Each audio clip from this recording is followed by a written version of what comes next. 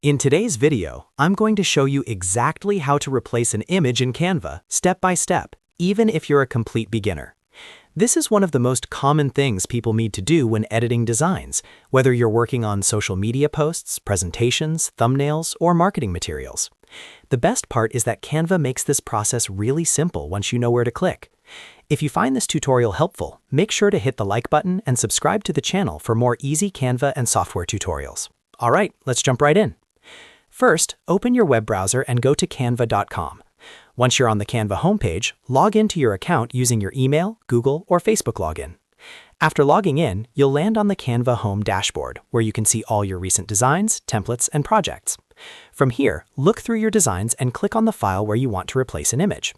This could be a presentation, a social media post, a flyer, or any other Canva design. Once you click on the file, Canva will open it in the editor.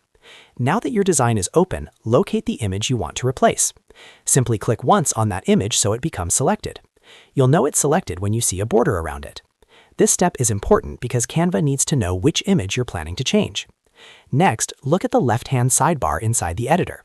Click on Upload Files. This is where Canva allows you to upload your own images from your computer. If the image you want to use is already uploaded, you'll see it here. If not, click the Upload button and choose the image file from your device.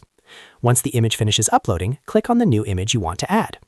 At this point, you have two easy options. You can either drag the new image directly on top of the old image to cover it, or you can delete the old image first and then place the new one in the same position. If you drag the new image over the old one, Canva will automatically replace it while keeping the same size and position, which is really useful for maintaining your layout. If you prefer, you can also select the old image, press Delete on your keyboard, and then resize and position the new image manually. Adjust the image as needed by dragging the corners to resize or moving it into place. Take a moment to make sure everything looks right in your design. And that's it. You've successfully replaced an image in Canva. This method works for almost any type of design and saves you a lot of time when updating visuals.